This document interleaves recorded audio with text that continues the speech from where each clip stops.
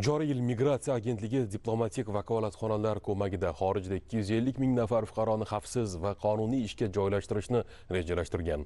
Birgina Buxoro viloyatidan 17,5 ming nafar fuqaroni Yevropa va boshqa rivojlangan mamlakatlarga yuqori daromadli ishlarga yo'naltirish ko'zda tutilgan.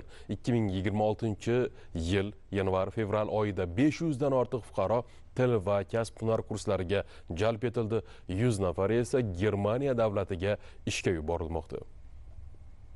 Buxoro viloyatida xalqaro dastur asosida qisqa muddatli til va kasb kurslari yo'lga qo'yilganiga ko'p bo'lmadi. Rossiyaning neft va gaz sohasi kompaniyalari bilan hamkorlikda 2025-yilda 70 nafar fuqarolar kasbga o'qitilib, 2000 yevrogacha bo'lgan maosh bilan xorijda ishga joylashtirildi. Ushbu kompaniyalar tomonidan talab joriy yilda 2 karraga oshirildi. Olib borilgan muzokaralar natijasida ish beruvchi tomonidan 150 nafar ishchi kuchiga buyurtma qabul qilindi. Migratsiya agentligi tomonidan xorijiy til bilishning A1, A2 darajasi bilan ishga joylashtirish imkoniyatlari ham yaratildi. 2025-yil 18-avgustda Germaniyaning yetakchi kompaniyasi bilan tuzilgan shartnomaga ko'ra 200 nafar qassobchilik sohasidagi kadrlarga buyurtma qabul qilindi. Hozirga kelib, ulardan 20 nafari Yevropa davlatiga ishlash uchun jo'nab ketmoqda.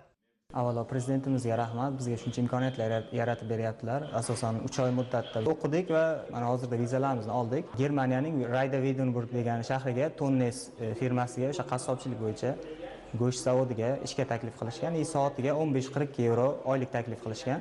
Ish beruvchilar bilan ham gaplashdik. Bizga ma'qul, yotoq joyi hammasi, borib yaxshi ishlab, yaxshi daromad qilib qaytish niyatdamiz. Ishchi kuchiga talab yuqori bo'lgan davlatlardan biri Germaniyada hozirgi kunda 19800 nafar turli sohalarda o'rta va yuqori bo'g'in kadrlarga ehtiyoj borligi aniqlangan. Shunga muvofiq joriy yilning birinchi choragida yana 80 nafar buxorolik yoshlar imzolangan shartnomaga muvofiq yuqori daromadli kasblarga joylashtiriladi. E'tiborli tomoni, bugunga kelib Buxoroda yana 100 nafar fuqarolarni talab yuqori bo'lgan kasblarga o'qitish boshlanmoqda.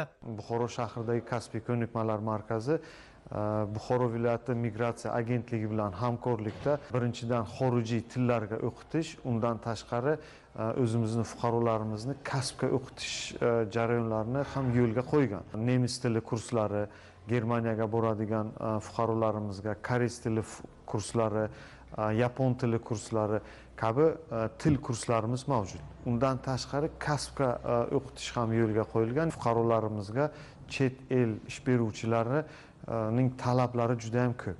O'sha uchun bu ikkita loyiha bilan to'xtamaymiz biz va yanada kamida bir 7 ta 8 ta loyihani amalga oshiramiz yil yakuniga qadar. Kelgusida zamonaviy xalqaro standartlarga mos amaliyot pavilyonlarini barpo etish va jihozlash, kasbiy ko'nikmalar markazlari va texnikumlar bilan hamkorlikda maxsus o'quv kurslarini yo'lga qo'yish ham rejalashtirilyapti.